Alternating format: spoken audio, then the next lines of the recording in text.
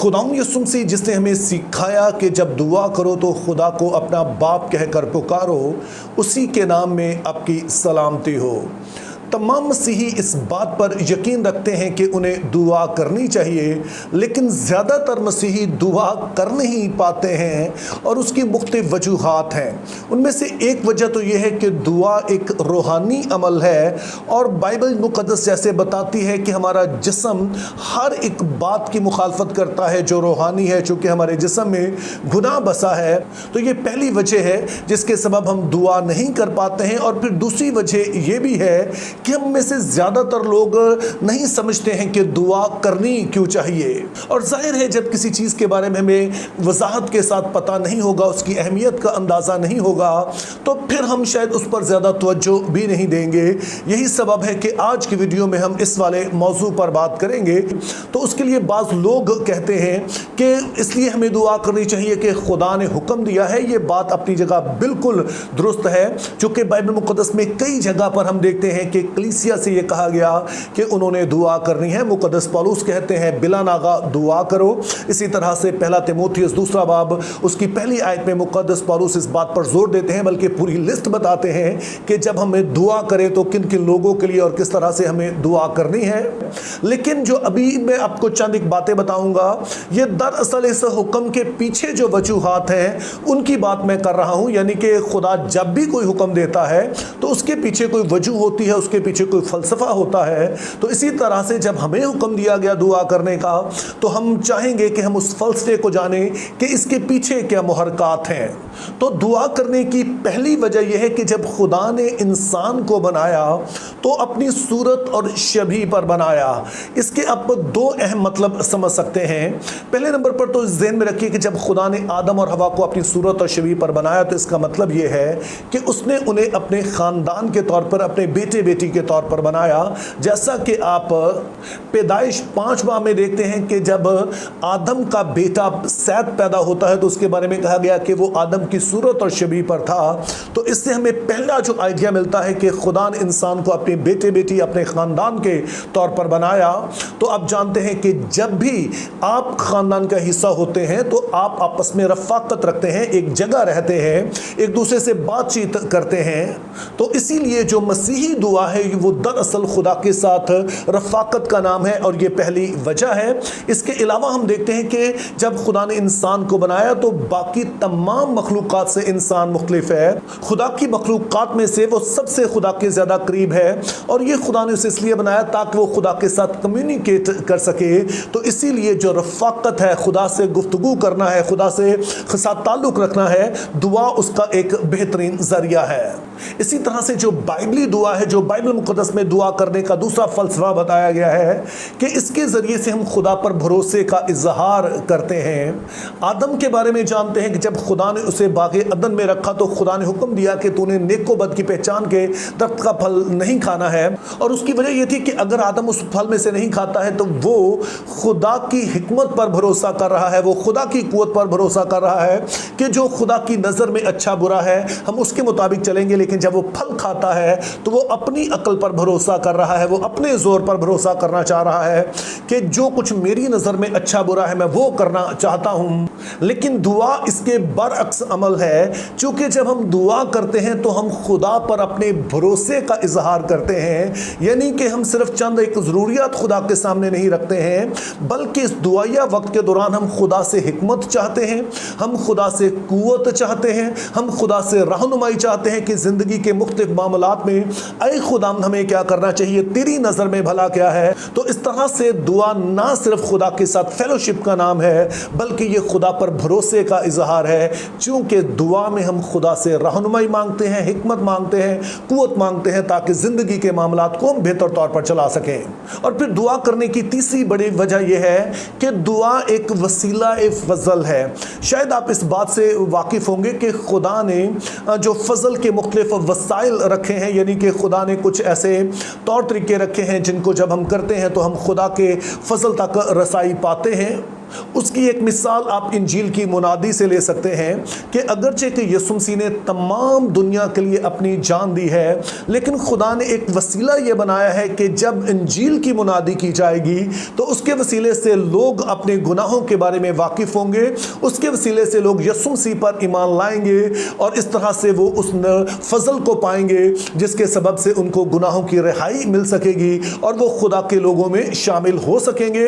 حالانکہ اس کے بغیر بھی خدا بچا سکتا تھا، اور بعض اوقات خدا ایسا آج بھی کرتا ہے۔ کئی لوگوں کی ایسی گواہیاں ہیں غیر قوموں میں سے جن کو یسوع مسیح جو ہے وہ خواب میں، رویا میں نظر آئے، اور اس وقت تک انہیں ان کے بارے میں کچھ زیادہ پتہ نہیں تھا، اور اس کے بعد انہوں نے مسیح کو سمجھا۔ تو اس طرح کا بھی طریقہ خدا یسوع استعمال کر سکتے تھے، لیکن ان کا جو ایک سٹینڈرڈ وے ہے وہ انجیل کی منادی ہے۔ اس کو ہم کہتے ہیں وسیلہ فضل۔ تو اسی طرح سے دعا بھی ہے کہ اگرچہ کہ خدا پہلے سے جانتا ہے کہ ہم کن چیزوں کے محتاج ہیں، لیکن خدا نے ایک وسیلہ طے کیا ہے کہ جب ہم دعا کریں تو خدا اپنی قدرت کو ہماری زندگی میں جاری کرے، اور دعا کے ذریعے سے صرف ہم خدا کو انفارم نہیں کر رہے ہوتے ہیں بلکہ ہم خدا کو انوائٹ کر رہے ہوتے ہیں۔ ہم خدا سے کہہ رہے ہوتے ہیں کہ خداوند ہمیں تیری ضرورت ہے، اور جیسے ہم نے پہلے کہا کہ ہم اپنے خدا پر بھروسے کا اظہار بھی کر رہے ہوتے ہیں۔ تو اس طرح سے یہ ہمیں تیسری وجہ نظر آتی ہے جس کے سبب سے ہمیں دعا کرنی چاہیے کہ خدا نے یہ ایک وسیلہ فضل مقرر کیا ہے کہ اس کے ذریعے سے ہماری تمام تر سچویشن میں خدا اپنے فضل کو جاری کرتا ہے۔ اور پھر دعا کرنے کی جو چوتھی وجہ ہے کہ اس کے ذریعے سے ہم اپنے دل کو خدا کے حضور میں انڈھیل سکتے ہیں۔ اور شاید آپ اس بات سے واقف ہوں گے کہ جو زبور کی کتاب ہے وہ صرف حمد و ثنا کی کتاب نہیں ہے بلکہ وہ دعا کی کتاب بھی ہے، چونکہ اس میں ہم دیکھتے ہیں کہ زبور نویس اپنے ہر طرح کے جذبات کو، اپنی تمام طرح کی حالت کو، اپنی ہر طرح کی سوچ کو، جو کچھ وہ محسوس کر رہے ہیں اس کو خدا کے سامنے انڈھیلتے ہیں۔ اور اس کی وجہ یہ ہے کہ خدا نے انسان کو اس طرح سے بنایا ہے کہ اسے ضرورت ہوتی ہے کہ وہ اپنا آپ شیئر کرے، وہ اپنے دل کو دوسروں کے سامنے انڈھیلے۔ اب وہ لوگ جو دعا کا یقین نہیں بھی کرتے ہیں انہوں نے بھی ایسے طریقے ڈھونڈ رکھے ہیں کہ جس کے ذریعے سے وہ اپنے دل کو دوسروں کے سامنے انڈھیل سکتے ہیں۔ مثال کے طور پر بعض لوگ جو ہیں وہ جو سائیکالوجسٹ ہوتے ہیں ان کے پاس جاتے ہیں، انہوں نے کونسلرز رکھے ہوتے ہیں، ان کے ساتھ بات چیت کرتے ہیں۔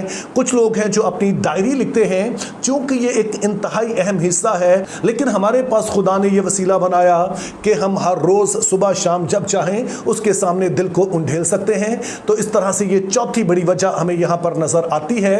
اور پھر دعا کرنے کی جو پانچویں بڑی وجہ ہے کہ اس کے وسیلے سے ہم اپنے اس ایمان کا اظہار کرتے ہیں کہ خدا کی کوئی ذات ہے اور وہ ہر جگہ موجود ہے۔ چونکہ جب آپ دعا کر رہے ہوتے ہیں تو آپ کہہ رہے ہوتے ہیں کہ خدا یہاں پر موجود ہے اور جو کچھ بھی میں کہہ رہا ہوں وہ اسے سن رہا ہے۔ یہاں پر ایک بات جو آپ نے یاد رکھنی ہے وہ یہ ہے کہ جو کچھ ہم دیکھتے ہیں، جو کچھ ہمارے گرد ہو رہا ہوتا ہے، یہ جو کچھ ہم کر رہے ہوتے ہیں، ہمارا ذہن اس چیز کو آہستہ آہستہ قبول کرنا شروع کر دیتا ہے۔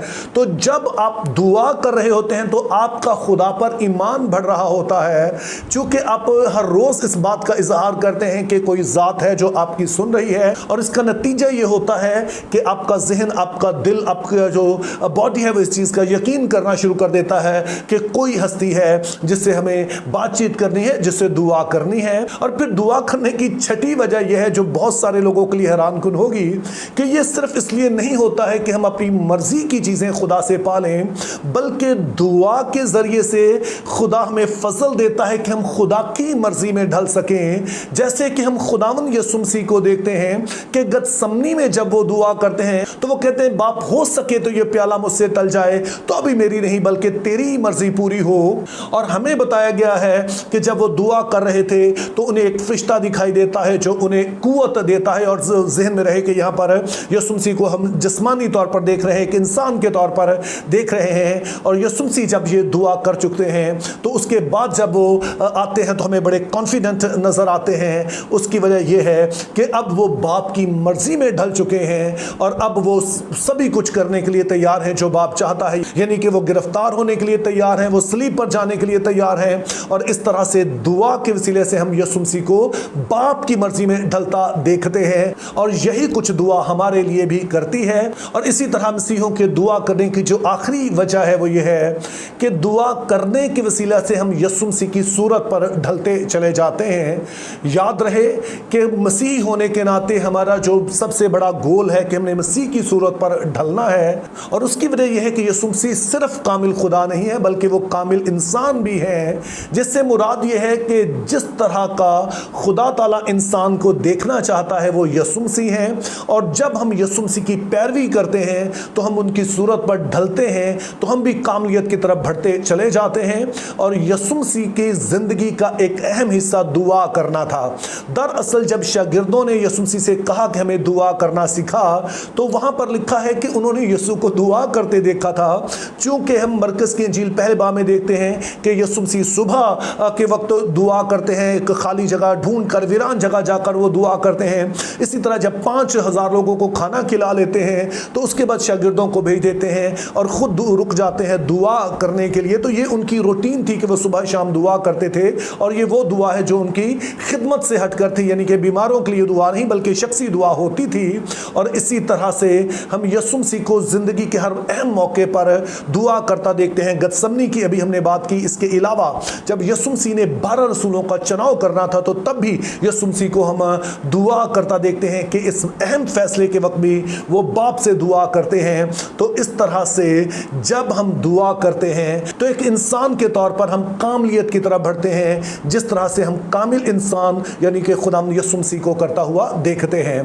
तो इस तरह से मेरे अजीजों, जब बाइबल मुक़द्दस हमें हुक्म देती है कि हमने दुआ करनी है, तो ये सिर्फ एक रस्म नहीं है बल्कि इसके पीछे एक फ़लसफ़ा है। और जब आप इस फ़लसफ़े को समझ जाते हैं तो मेरा ईमान है आप बेहतर तौर पर दुआ करेंगे, आपके अंदर से उठेगा कि आप दुआ करें। और मेरी दुआ है कि हम सभी ऐसा कर सकें ताकि हम मसीह की सूरत पर ढलते जाएं और कामलियत की तरफ बढ़ते जाएं।